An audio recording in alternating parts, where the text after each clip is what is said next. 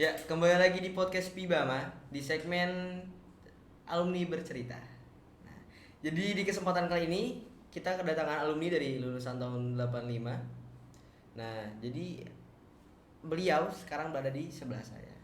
Ada pepatah mengatakan tak kenal maka tak sayang. Karena kita semua mau sayang sama Bapak, jadi dipersilakan Bapak perkenalan terlebih dahulu. Oke, Mas Daniel, terima kasih. Selamat pagi. Ya, sama sekali. Saya Aji Sukmoko, alumni tahun 1985. Jadi sudah sekian tahun yang lalu ya. Saya dari lulus SMA melanjutkan kuliah di Tangerang Selatan, Jakarta ya. Kemudian setelah itu nggak kemana-mana, masih tetap berada di sekitaran Jakarta, meskipun tugasnya harus keliling-keliling se-Indonesia, begitu kira-kira. Jadi saya menikmati dan saya sangat berterima kasih kepada sekolah ini karena sudah memberikan basic yang bagus untuk saya berkembang. Gitu Mas Nanti. Jadi bisa dibilang selama Bapak bekerja tuh Bapak udah ngunjungin banyak pulau. Betul? Iya, betul. Salah satu ini ya, keinginan saya juga. Atau nanti sesuai dengan profesi saya boleh juga gitu. Contoh hampir semua pulau, Pak. Belum. Hanya saya menghindari yang kira-kira sulit. Yang kota besarnya masih mudah dinikmati gitu. Misalnya Kalimantan, Sulawesi. Nah, pernah akan ditugaskan di salah satu pulau yang agak pinggir sana, tapi saya boleh menolak ya. Saya pilih yang lain. Gitu. Karena kita punya pilihan. Kira-kira dari semua pulau yang pernah Bapak kunjungi itu yang paling agak tricky pulau Tricky itu apa? apa? Tricky itu kayak lebih ke menantang gitu, Pak. Menantang. Kalimantan. Ya. Kenapa tuh, Pak? Satu, antar kotanya kan agak jauh ya. Iya. Contohnya gini misalnya, kalau saya dari Kalimantan, saya dari Banjarmasin mau ke kota lain pasti perlu jarak dan kalau saya biasa dengan alam sangat nyaman dengan kanan kirinya hutan. Sama saja ketika saya dari Balikpapan, Kalimantan Timur, kemudian mau ke Samarinda, itu kan juga ada namanya hutan Soeharto dan sebagainya waktu itu juga sangat nyaman sekali. Kalau sekarang mungkin sudah di tol gitu ya, tapi lebih nyaman sebetulnya dengan jalan-jalan arteri. Demikian juga dari Samarinda kalau kita mau ke arah Kalimantan Utara, sebut saja misalnya ibu kota Kalimantan Utara sekarang itu melewati beberapa kota dan beberapa hutan. Yang paling menarik adalah kalau kita jalan malam, sudah jalannya gelap, kemudian naik turun, begitu ada sedikit lampu saja kita sudah senang. Ini ada pedesaan gitu, kira ada pemukiman aman gitu. Nanti ada terang sedikit, jalan lagi, gelap lagi, ketemu lagi, ada lampu terang sedikit, udah senang gitu. Ya, itulah kira-kira. Ya. Tapi menantang dan nikmat gitu kira-kira. Gitu Mas Daniel. Kita skip dulu soal pekerjaan sekarang, lanjut ke tentang SMA. Oke. Nah, jadi di masa Bapak nih kira-kira ada gak sih pengalaman yang menarik semasa Bapak 3 tahun di SMA ini? Tapi jangan soal kenakalannya ya. Misalnya Bapak mau bercerita soal kenakalan sih nggak dilarang ya, Pak. Itu bagian dari aib keluarga. Intinya adalah saya beruntung bersekolah di sini karena ada satu nilai-nilai positif ya. Satu soal kedisiplinan, satu soal kejujuran gitu. Disiplin dan jujur itu menjadi basic. Ketika kita di luar sana ketemu dengan banyak teman yang dari berbagai penjuru gitu, itu yang harus kita pegang gitu. Kita mau berkompetisi seperti apapun, dua kata kunci disiplin dan jujur itu menjadi bekal kita. Itu yang kita pakai gitu. Itu yang saya dapat dari sekolah ini. Jadi emang dari dulu di Pius ini emang terkenalnya dari banyak penjuru datang. Ya. Sampai sekarang juga kebetulan lumayan Masih. ini ya. Ada yang dari Sumber. Bahkan tadi yang angkatan saya sekarang ada yang dari Kalimantan, Pak. Si siapa? Brevi ya. Iya. Hmm. Dari Sintang gitu. Oh. Sudah menempati bangunan itu belum, Pak? Sudah. Oh. Sudah. Saya kan tahun 85, ini kan 84 kalau salah sudah dibangun. Oh, 84. Lapangan basket masih baru.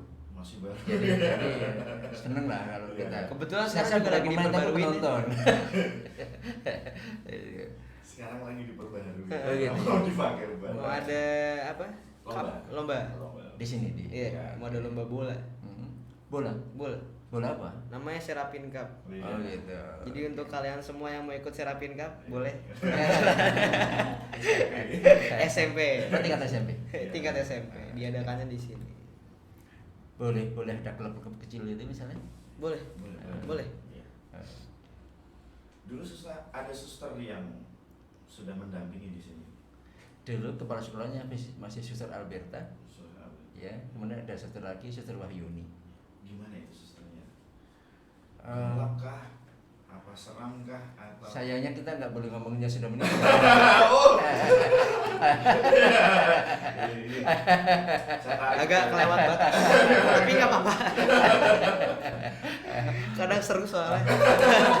Ngomongin guru-guru aja lah. Iya, boleh. Guru-guru dan kalau saya boleh ngomongin satu guru yang sudah meninggal, namanya Pak Sofandi. Ngajar apa itu, Pak?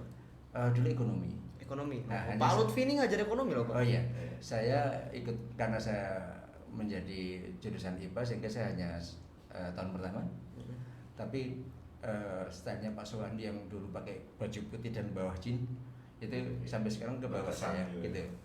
Yang kedua Pak Petrus Masjid Darmadi yang artinya kedekatan dengan teman-teman ini mungkin dulu mungkin ada guru yang agak sedikit jaga image. Nah, ada beberapa guru yang memang sudah dekat dari awal sehingga Iya. kita bisa lebih dekat dan kadang-kadang bisa seperti teman begitu.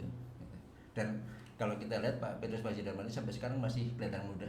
Iya. Sama seperti saya suka pakai topi, beliau suka pakai topi. Karena punya kelemahan yang sama. Rambut saya sudah berbeda warnanya. Kalau Pak Petrus Masjid Darmadi rambutnya sedikit. Gitu Pak Daniel. Kan kalau yang paling berkesan tuh gurunya Pak Petrus tadi. Ya. Kalau misalnya favorit Bapak selama di SMA ini kira-kira siapa, Pak? Ya dua itulah. Itu. Dua itulah.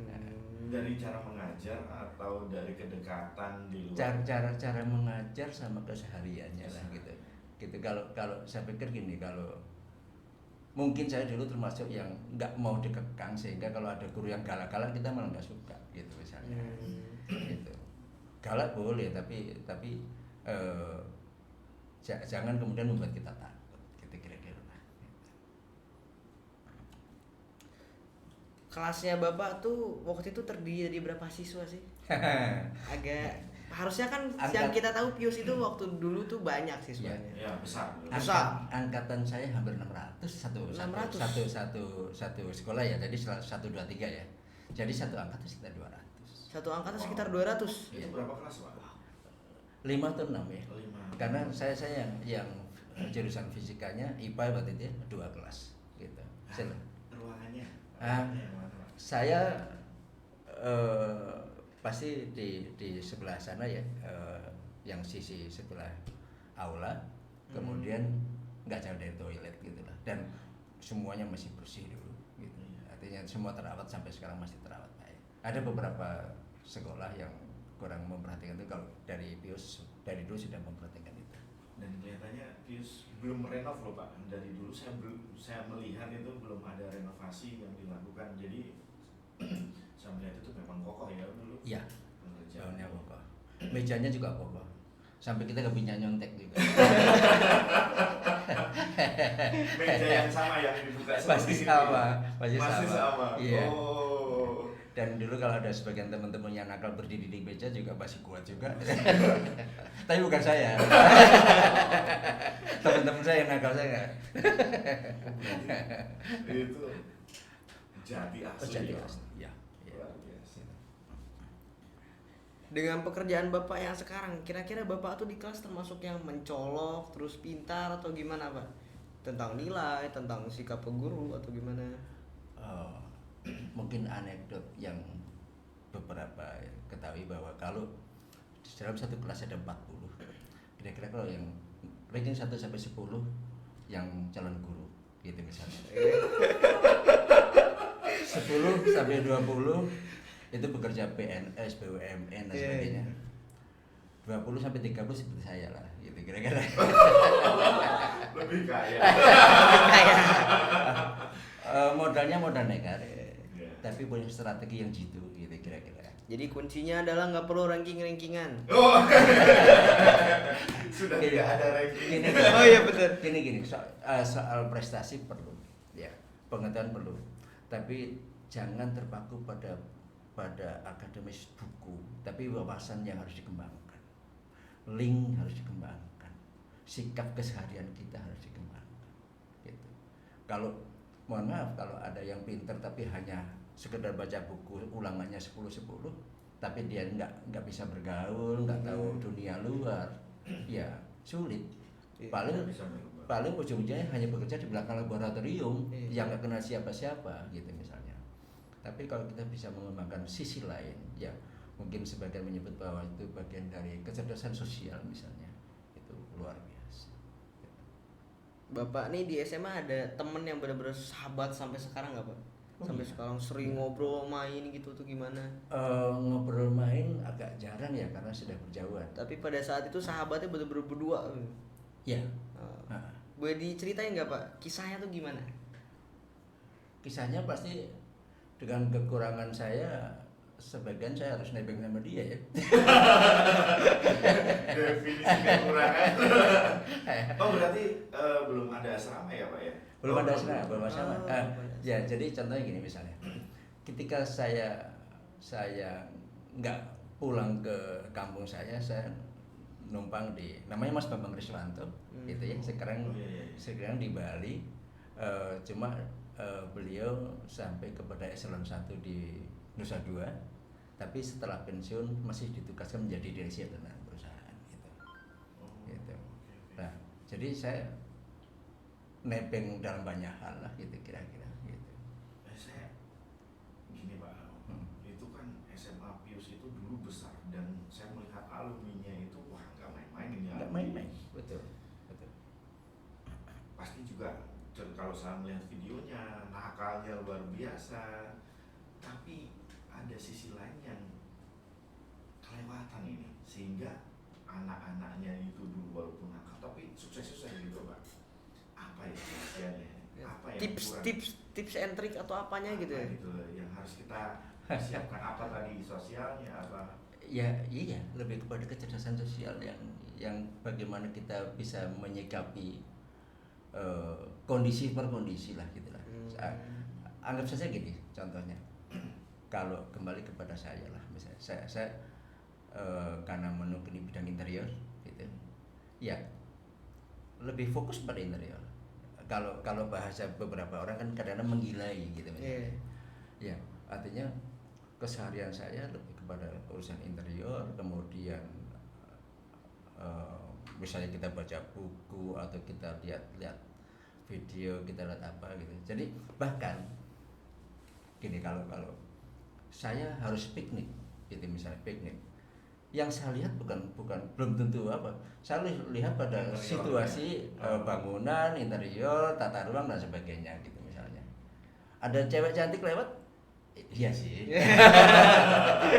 tapi tetap nggak kehilangan bahwa kita lihat sampai pada sudut-sudut yang kadang-kadang ini nggak bagus, ini nggak bagus, ini bagus. Kita lihat situ. Ya.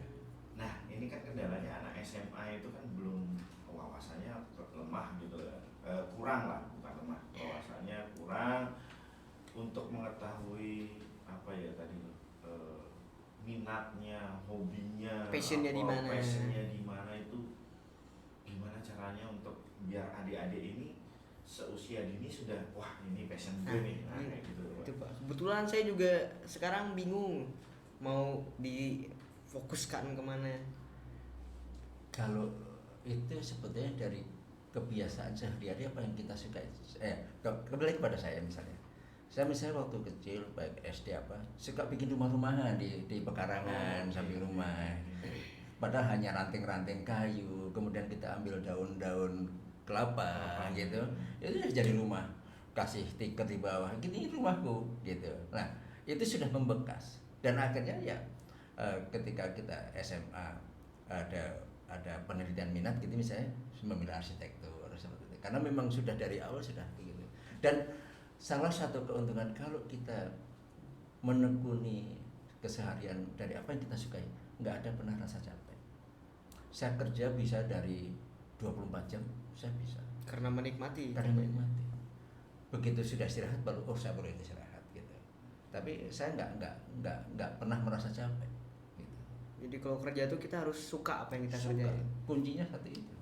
Nggak boleh kita kerja tuh kayak kepaksa. Ya. Nggak sesuai passion. Makanya saya bilang saya hobi saya interior. Kerjaan saya ngopi. Di saat hobi bisa dijadikan kerjaan, sukses. Gitu. Saya hobi. Jadi saya menikmati. Nah itu kekhawatiran saya dengan anak-anak yang sekarang itu mereka masa SMA itu menurut saya itu masa yang penting. Mereka memutuskan sesuatu yang penting. Mereka mengambil jurusan apa, minat apa, jangan sampai mereka salah mengambil jurusan, habis itu jurusannya salah, tetap dilanjutkan S1, kerja tidak sesuai dengan minat, itu kan kelihatan terpaksa sekali kan ya Pak. Harus memilih sendiri. Harus memilih sendiri. Iya. Jangan karena orang tua misalnya, meskipun kita tidak, tetap kita hormati orang tua bahwa arahan seperti apa. Karena orang tua kan selalu punya tujuan baik. Tapi bahwa sebagian ada yang berbeda dengan kemauan kita harus jelaskan. Ini juga jadi cerita. Orang tua saya setelah jadi guru kemudian jadi lurah. Ya.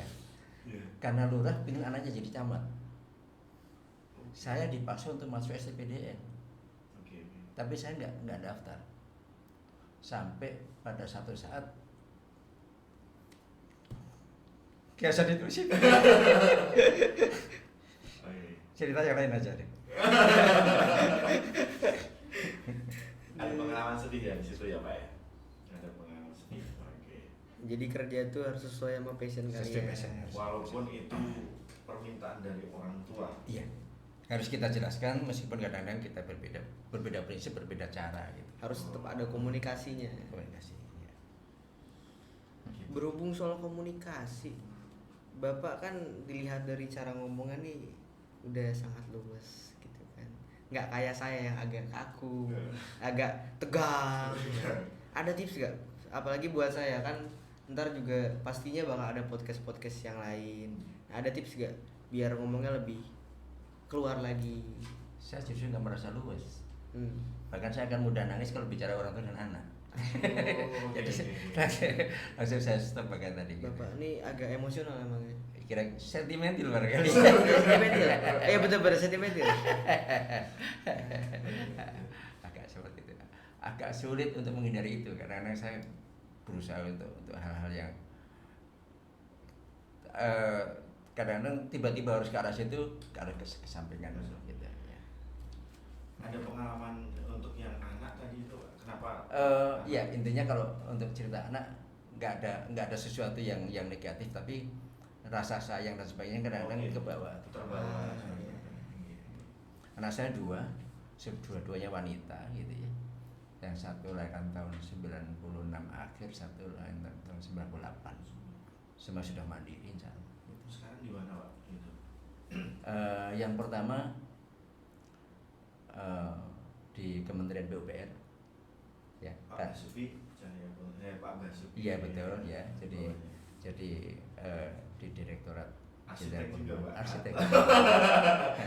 Bapak Arsitek ya. betul. Jadi yang agak cerita yang menarik adalah ketika dia masuk arsitek dulu dia di UGM diterima, di ITS diterima. Okay. Nah, ketika dia lulus dia akselerasi kebetulan ya, SD akselerasi yang 5 tahun selesai, SMP juga akselerasi 2 tahun selesai, sehingga SMA 16 tahun sudah lulus. Nah, minta kuliah di Singapura.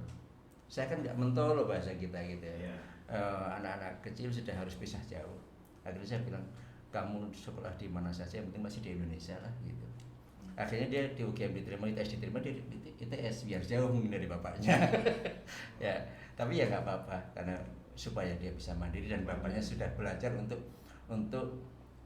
mulai nggak selalu tiap hari, karena saya kan masih yang tipe yang senang mengantar, senang menjemput. Jadi jam kerja saya itu adalah sesuai dengan jam Jam anak-anak. sekolah anak gitu. Ketika anak saya misalnya ada yang pulang malam jam 9, saya pulang kerja jam 9 juga. Oke. Anak berangkat setengah 6 atau jam 6, saya berangkat jam 6 juga gitu. Jadi saya lakukan aktivitas yang bisa saya lakukan. Nanti saya monitor anak-anak, yang gede pulang jam berapa, yang kecil pulang jam berapa, saya ikuti. Tipe penyayang sekali. Oh. Family man. Sekarang bahasanya family man. Sekarang bahasa. Karena anak-anak sekarang saya hanya bicara ke anak-anak, jangan hanya fokus pada akademis sekolah, banyak kegiatan yang dia lakukan, Oke. dan itu sangat membantu. Kok bisa akselerasi makannya apa ya Pak ya? Saya juga heran. kalau yang pertanyaan paling menohok dari teman-teman kuliah saya, kalau tahu anak-anak saya pintar, selalu mereka tanya, istrimu pintar ya? Gitu. Berarti mungkin gen pintar dari wanita, dari ibu-ibu. Bukan dari bapaknya kayak gitu.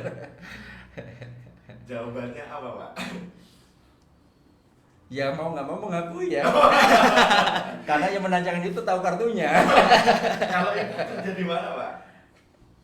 Dia bos saya. Oh. Ada satu cerita menarik. Saya kan sambil kuliah, saya bekerja. Iya. Ketika saya sudah mau membuat perusahaan, kan nggak etis kalau nama saya, gitu kira-kira. Sehingga saya membuat perusahaan dengan nama istri, gitu kira-kira. Jadi direkturnya siapa ya? Saya gitu. Kalau di rumah ya bukan. Tapi ketika saya harus bertransaksi, katakanlah ini bicara soal awal berusaha, saya kan hanya berdua, hanya saya dan istri. Saya harus kemana-mana, mulai dari urusan pemasaran, mulai urusan produksi, mulai segala macam gitu. Ada hal-hal yang ketika kita bernegosiasi nggak ketemu titik temu, kan saya bilang saya lapor sama pimpinan. Iya. Padahal hanya berdua. Pimpinan saya susah di rumah. Secara adat. Itu strategi lah. Setelah berkembang sudah punya tim manajemen dan sebagainya, sudah mereka yang jalan gitu kira-kira. Dan sekarang bos saya cukup ke kantor seminggu sekali atau sesuai dengan request on call. Karena cukup tanda tangan. Tapi sesuai jurusan sama Pak? Istri saya teknik industri. Oh teknik industri. Ya. Ketemunya di mana? Arsitek sama. Kisah asmaranya ini agak harus dipertanyakan ya. Lebih baik cerita yang lain aja ya. Anak kedua tadi belum diceritain. Anak kedua terus sekarang istri. Kalau anak kedua tadi itu? Anak kedua psikologi UI UI. tanpa tes ya, alhamdulillah tanpa tes gitu. Anak kedua ini tipe yang menurut saya kalau kendaraan itu yang bahan bakunya solar, bahan bakarnya, sehingga kalau sudah lari kenceng. Gitulah, lari kenceng, kemudian awal-awalnya memang agak slow, tapi kalau sudah lari kenceng. Tapi tipe yang memang sangat care dengan orang tuanya, sehingga kelihatannya nggak mau jauh-jauh kuliahnya gitu. Oh, oke. Beda sama yang satunya. Yang satu suka tantangan lah kira-kira gitu, suka tantangan gitu. Dan mungkin ada sedikit kesalahan dari orang tuanya yang karena menganggap si anak pertama kan anak kecil waktu itu. Nah, dia merasa sudah dewasa, saya lebih baik coba jauh, barangkali seperti itu. Nah, yang kedua ini karena yang pertama sudah ASN, sudah nggak boleh nyambi-nyambi. Ketika si yang kedua sudah menjelang lulus, saya tanyakan, ini papa mama ini merintis usaha kan berdarah-darah, kami menyebut berdarah-darah gitu ya, artinya mulai dari kesulitan yang kita mulai dari nol, dengan kondisi jatuh terpuruk kemudian harus bangkit lagi. Kalau nggak ada yang melanjutkan kan sayang. Nah, yang kedua meskipun jurusan psikologi dia melanjutkan usaha gitu. Jadi nanti bos saya akan ganti ke anak saya, bukan bos saya lagi. Nanti pas bicara sama pimpinannya sama anak. Di rumah saja. Secara adat. Oke, mendidik anak dengan dua kepribadian yang berbeda itu susah nggak sih Pak? Saya rasa enggak ya, Iya. enggak ada karena Atau semuanya. pendidikannya disamakan gitu. Oh, Cara mendidiknya. beda, Oh. beda. Pasti kita lihatlah. Katakanlah gini, sehingga saya misalnya IQ yang pertama 142, aku yang kedua 139 atau berapa lah, ya. Terus kemudian kecenderungan berbeda-beda, gitu ya. Artinya ada satu. Tadi saya lagi. intinya ada. Kita harus pisahkan bahwa mereka punya potensi yang berbeda. Kembangkan masing-masing. Orang tua harus sadar itu. Wow, harus. Dan dari pengalaman saya yang pernah dipaksa, saya nggak boleh memaksa. Gitu kira-kira. Tapi bapak dulu tegas memang ya. Tegas dan sampai marah. Untung dulu masih ada ibu saya, jadi Penyeimbang. jadi ibu di belakang layar. Kalau ibu masih ada, kamu cari yang kamu mau. Sayangnya saya semester 3 ibu sedang. Ya, itu ibarat kapal udah limbung. Nah, tapi sisi positifnya ada di situ. Saya harus berpikir bahwa saya harus bertahan hidup. Saya mulai dari guru les, saya jadi sales dan sebagainya. Saya bisa lalui, Pak, setidaknya bisa untuk biaya hidup saya di situ. Ya, semua ada hikmahnya pasti. Umur berapa Pak untuk bapak menyadari saya sudah sukses gitu pada saat umur berapa? Saya merasa belum pernah sukses. Artinya saya hanya merasa bahwa saya sudah bisa cukup lebih baik daripada sebelumnya. Kalau soal kemandirian secara finansial, artinya 45 sudah mandiri. 45. Ya. Berarti titik baliknya itu kehidupan itu 45. Iya. Dan masa produktif itu antara usia 35 sampai 45, 10 tahun. Itu yang saya sampaikan bahwa saya bisa bekerja mulai dari 24 jam. Katakanlah nggak 24 jam, ada satu periode yang saya bekerja mulai jam 11 atau jam 10 pagi sampai jam 6 pagi setiap hari. Gitu. Karena ya memang saya harus banyak hal yang harus saya lakukan sendiri. Gitu. Gambarnya gini, kalau sudah pernah di Jakarta, Tangerang, Bogor, saya waktu itu punya proyek yang ada di Jakarta, Tangerang, Bogor, 15 titik. Dan itu Dikerjakan, sama waktunya. dikerjakan malam hari. Dikerjakan malam hari karena itu kan berupa bank operasional. Siang tetap harus dipakai bank, malam dikerjakan. Nah, saya satu hari setidaknya mengusahakan supaya ada 5 lokasi saya kunjungi, gitu. Sehingga kalau saya siang masih harus koordinasi dengan owner, dengan siapapun lah katakanlah gitu, saya malam harus keliling kalau lokasi melihat perkembangan satu persatu. Gitu misalnya. Besoknya 5 lokasi, besoknya 5 lokasi, begitu terus. Gitu. Belajar manajemen dari mana Pak? Iya. Manajemen nekat. Itu kan bisa dipelajari di buku-buku gitu ya. Dari buku-buku. Kalau di pelajaran kuliah di teknik sipil ada manajemen project hanya 1 semester. Hanya 1 semester. Itu hanya pokok-pokok saja. Gitu. Tapi di dunia nyatanya itu padahal kita butuh manajemen sekali. Iya, tapi kan dari pokok-pokok kembali kepada kita mengembangkan. Jadi kita yang mengembangkan. Kita mengembangkan. Dari kan pasti 1 semester itu kalau dosen ngasih tahu kan sudah poin-poinnya. Iya. Gitu. Katakanlah mereka bicara soal bagaimana pengelolaan dana, apa dana-dana yang harus menjadi dana yang fix atau yang nanti yang menjadi dana-dana misalnya katakanlah bisa berubah setiap saat gitu. Kemudian soal mengelola bagian project, menghitung progres dan sebagainya gitu. Selebihnya detailnya pelajari sendiri. Kalau sekarang lebih baik teknik sipil atau arsitek sih Pak? Karena teknik sipil ya juga sebenarnya dapat menggambar juga kan ya Pak ya? Kalau pertanyaannya boleh dijawab lain, lebih baik IT. Oh, Iya. kenapa Pak? Karena itu yang akan berkembang terus ya. Apalagi artificial intelligence ya, pengolahan data dan sebagainya, itu yang sebetulnya ke depan akan lebih bagus. Akan lebih bagus. Ya, bahwa arsitektur dibutuhkan dan sebagainya, tapi dominasinya mungkin yang IT. yang lain ya, yang IT gitu. Ke depan ya, yang lebih menantang barangkali gitu. Itu pertimbangan buat Mas Daniel. Tapi kembali kepada passionnya juga. Iya. Ya kan kalau nggak pintar-pintar banget gitu. Iya. Pintar kalau mau belajar. Coba nanti menekuni IT atau apa kerja di Google, luar biasa. Celana pendek ya. Oh, iya. Amin. Sudah berapa proyek Pak yang sudah dibangun? Nggak terhitung ya. Ada yang paling menarik gak Pak dari proyek-proyek yang Yang sekian paling banyak? menantang. Ya paling menantang, paling menarik, pokoknya paling menguras tenaga.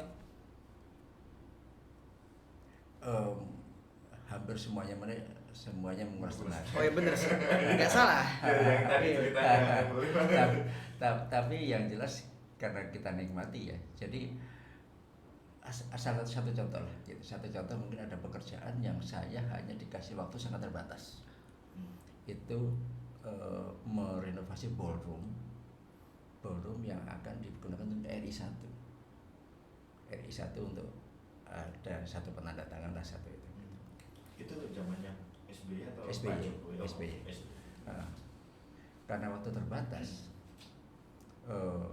ya itu kembali lagi bisa nggak pulang dan bahkan si pekerja yang ke Amerika juga nggak pulang.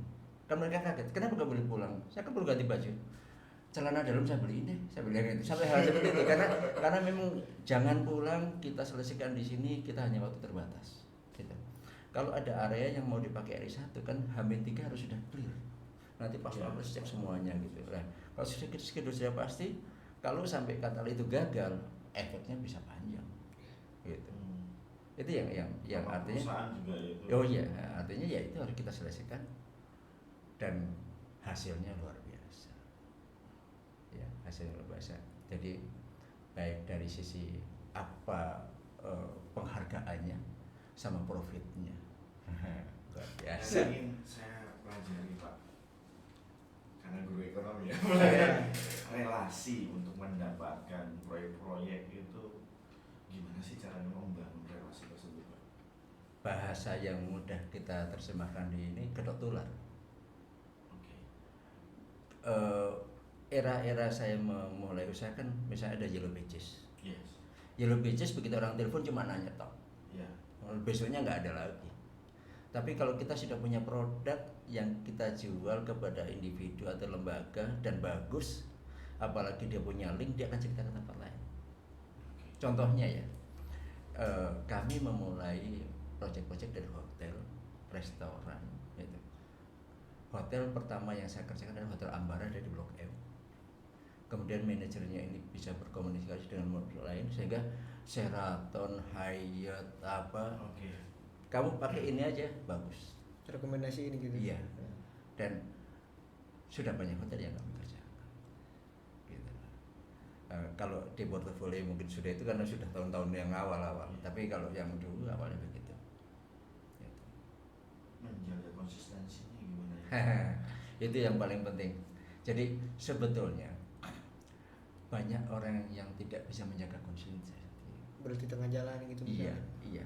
Atau kadang-kadang saya menyebut ada orang sombong sebelum waktunya, gitu. Jadi kalau ditanya sudah berhasil, ada orang merasa berhasil sebelum waktunya, itu bahaya banget.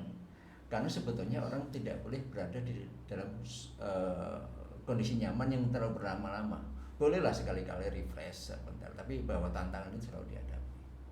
Konsistensi artinya ya dalam banyak hal soal layanan, soal kualitas, ya kita harus selalu menjaga itu. Kepercayaan itu berat untuk menjaga, tapi ya itu harus dijaga. Bahwa kadang-kadang ada pasang surut karena satu hal, ya kita harus hadapi itu. Kepercayaan itu sangat penting ya Bro. Penting banget, nomor satu. Kepercayaan konsisten. Sebentar lagi jadi entrepreneur. Dia sudah menjadi entrepreneur Pak. Kebetulan Mas Daniel ini di rumahnya buka Ada jadi di Warung rumah kopi? saya tuh ada Saya mampir. sejenis di Bandung. di Bandung. Jenis warung kopi. Jadi ini kan rumah saya. Terus bapak tuh kepikiran buat usaha.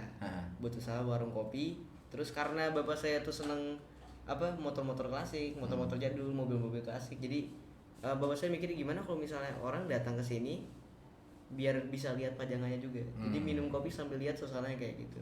Di mana? Di jalan apa itu? Di pada Suka Ideal Residence. Pada namanya. Suka. Sudah pernah kesana juga ya? Kira-kira tahu tempatnya, tapi belum pernah ke lokasi itu. Kalau di Bandung kopi yang praktis untuk sehari-hari kopi aroma. Kopi aroma itu ya seperti kalau di sini ada kopi capit di Jalan Puputan. Saya juga belum Kopi capit. Jadi kopi yang sudah digiling dan rasanya cukup oke. Yang aroma itu adanya di ABC, Jalan ABC. Bukan kopi ABC ya. Tahu nggak? Enggak. Jauh dari alun-alun atau Masjid Raya. Jadi Asia Afrika masuk ke kanan gitu. Ada nama Jalan ABC. Kayaknya tahu deh. Kayaknya tahu. Dekat dengan yang dulu misalnya Bung Karno pernah di penjara, apa ya namanya penjara? Di mana itu namanya? Wah, saya lupa. Ya di ini kan di Asia Afrikanya kan? Ya, Asia Iya, Afrika masuk iya. dikit. Masuk dikit. Tidak ada toko kopi yang sudah berdiri sudah beberapa tahun yang mereka bisa menghilangkan asam kopi sehingga itu yang dikarung yang baru dipetik nanti biasa disimpan beberapa lama baru bisa di roasting. Ini bukan promosi kopi. Mulai suka kopi kapan sih? Apa mulai pada saat lembur baru? Kira-kira begitu. Kira-kira gitu. Hanya dulu kan nggak tahu aturan dan Oke. kemudian kopinya yang pakai gula. Kalau sekarang kan kopi yang bagus nggak pakai gula. Kalaupun harus pakai gula yang gula merah Iya. dan jangan banyak-banyak. Itu kalau saya kopi sasetan itu saya nggak tahu. Saya sering asam lambung, Pak. Saya bukan termasuk pengabdi sasetan. Pengabdi sasetan. Bahasanya bukan bisa sasetan. Saya sudah lama sudah nggak. Tapi masuk. kalau di Kampung Gading biasanya kopinya di mana, Pak? Ya antara itu buat yang tadi saya sebut. Yang jelas Kelapa Gading banyak tempat ya. Banyak tempat dan Sudah banyak ada. enak-enak. Ada satu tempat lagi yang kopi se-Indonesia juga namanya. Nama gerainya kopi se-Indonesia juga komplit juga. Tadi Papua ya, Pak? Iya. Kenapa Papua, Pak? Pahitnya sama strongnya kalau katakanlah gini kita sedang ingin fokus kepada pekerjaan kita lagi bekerja gitu pengen ada semacam mendorong kita ke sini mas itu nyaman sekali gitu. Khususnya yang dari Papua atau yang dari Timur? Iya tapi relatif beberapa Papua saya nyoba beberapa jenis kopi Papua enak-enak kan mereka hanya dibedakan oleh tempat tanahnya saja gitu tapi beberapa Kopi Sumba enak Pak. Oh, kopi Sumba ya. Kopi Sumba enak. Nah, saya pernah dibawakan juga kopi dari Wairabu. Wairabu enak juga. Iya, enak juga. Daerah timur itu kelihatannya kopi itu wah, Mungkin tanah-tanah keras begitu ya. tanah-tanah keras. Termasuk orang-orangnya juga.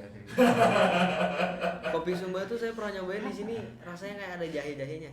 Oh, ada jadinya. Entah itu disangrainya pakai jahe atau diapain. Jangan-jangan begitu. Sebetulnya kalau asli mungkin enggak lah. Hah? Kadang-kadang ada suka rasa coklat-coklat sedikit, tapi kalau jahe kayak Dibawain dari sama temen di asrama.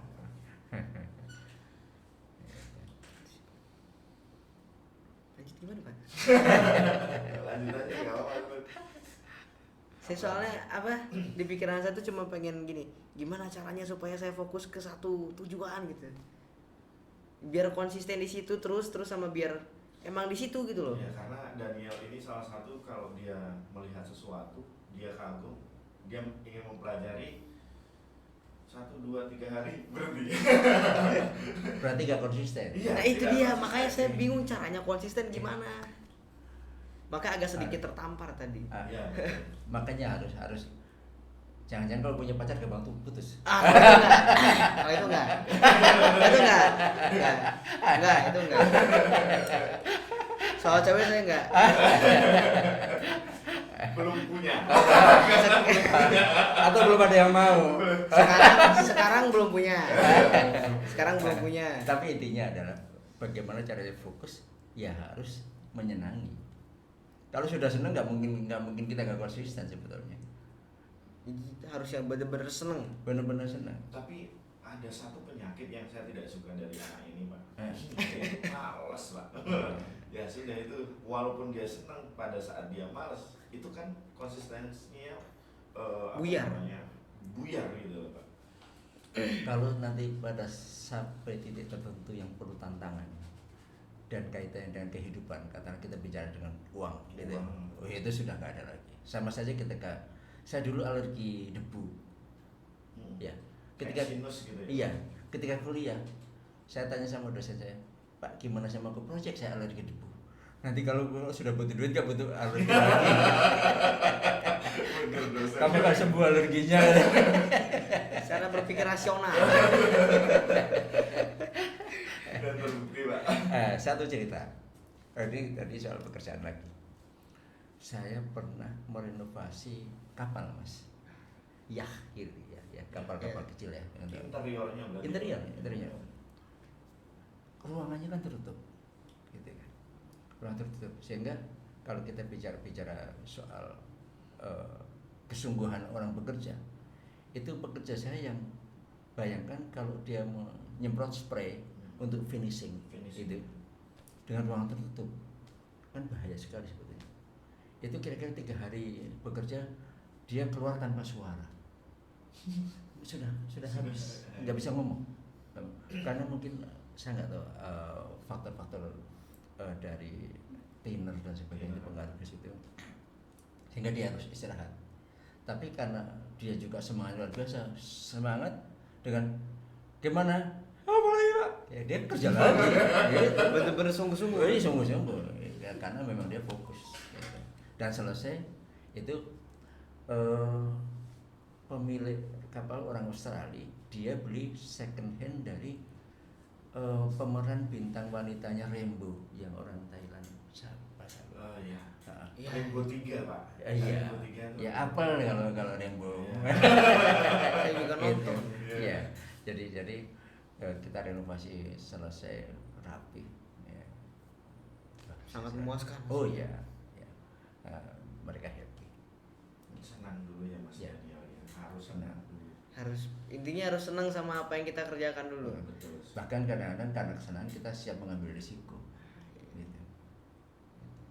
Sama seperti tadi pekerja tadi, sudah nggak ada suaranya, tetap aja siap. Ada pertanyaan dari saya Pak, melihat SMA yang ada ruang podcastnya kayak gini, terus sebentar lagi kita mau buat barista ini Pak, tapi memang pelan-pelan pendapat Bapak tentang SMA seperti apa dengan inovasi yang kami lakukan? Jadi kalau menurut saya kan sekarang kan harus bicara hal-hal yang praktis gitu ya. Jadi kalau menyiapkan kondisi-kondisi yang mengikuti perkembangan sekarang ya harus gitu. Bahkan kalau perlu nggak hanya pelajaran untuk kopi atau menyiapkan untuk podcast sampai ke konten-konten seperti ini, hal-hal yang ke depan yang lebih menantang lagi ya harus ikut. Mungkin kayak handicraft gitu ya Pak ya, Hand- perkayuan gitu. Itu juga hanya gini, kalau itu nanti bisa berkembang, kita bisa bersaing dengan negara lain yang sudah masinal, itu yang harus kita lakukan. Kalau sekarang kita kan bersaing dengan negara lain masih yang sifatnya pekerjaan tangan, gitu kan. Begitu ketemu yang masinal kalah kita, karena beberapa harga yang masuk impor itu kadang-kadang disamakan dengan bahan baku kita murahan dia, gitu. Jadi nggak masuk akal bersaingnya. Cuma kuatan barang kita. Gitu. Mereka hanya tampilan bagus, rapi, tapi nggak lama selesai. Tapi kan untuk beberapa orang sekarang kan nggak butuh itu, maunya yang Praktis. Kemudian misalnya bicara produk-produk, dia hanya butuh untuk 2 tahun, 3 tahun, habis itu ganti lagi. Gitu. Nggak semua orang pengen sesuatu yang awet. Gitu. Ya. Untuk barang-barang loh ya. Iya. Saran untuk SMA Pak? Saran. Kritik, saran, pesan. Ya. Kritik, saran, pesan, sama misalnya ada yang mau disampaikan semuanya Pak. Biar nanti Mas Daniel yang akan Menjadi kepala sekolah. Nah kebetulan Mas Daniel ini Pak, saya menceritakan dia punya, saya nggak tahu kemarin itu dia datang kepada saya, habis itu minta kunci ruang musik untuk merubah ruang musik, mau dicat, mau dibuat studio, tapi cuma modal cat kayak gitu. Tapi dia berulang kali datang ke saya, kuncinya ketinggalan apa dan lain sebagainya. Saya beralasan seperti itu karena kan saya harus mengontrol dia gitu loh. jangan sampai saya kasih kuncinya terus dia kerja sendiri kan nggak enak juga loh Pak. Iya. Harus didampingi. Nah itu dia punya apa namanya, ada punya ketertarikan ingin membangun SMA. Mungkin Pak punya kritik saran untuk SMA agar tetap eksis. Ya, hal-hal yang menjadi kegiatan-kegiatan yang untuk mendukung kualitas SMA di kita selalu berkompetisi kan. Yes. Kompetisi kan akademis dan akademis gitu. Kalau untuk kemandirian itu dua hal itu, ketika kita misalnya bisa dua-duanya bisa berjalan bagus. Tapi kalau masalahnya harus menyiapkan yang salah satu dulu, ya pilihannya. Ya non akademis katakanlah, non akademis kaitannya dengan kemandirian supaya kita nanti begitu selesai katakanlah, contoh seperti saya ketika kita harus kuliah dan harus nyambi Iya. sudah punya keahlian ya menyiapkan hal-hal yang untuk keahlian itu. Gitu. Itu di close Mas. Ya. Terima kasih buat bapaknya, buat Pak Lutfi juga yang udah bantu saya. Bapaknya siapa ya? Aduh lupa. Kenalan. Kenalan lagi kamu itu. Daniel. Saking menariknya ceritanya, saya kan menyimak dari awal sampai akhir, Karena Pak. kamu baca ini semalaman kan? Baru tadi. Jadi kita males ya sekarang. Dikasih materi gitu dari kemarin ya. Ini baru. Oh baru. Baru. Sama Bu Widi baru dikasih Oh, tadi. iya. Nah, Pak Haji. ya, makasih ya buat Pak Haji, buat sharingnya, buat ceritanya, buat kritik, saran semuanya. Makasih juga buat Pak Lutfi udah bantuin saya di sini. Ya, mungkin segitu dari Pibama Podcast. See you. Bye bye.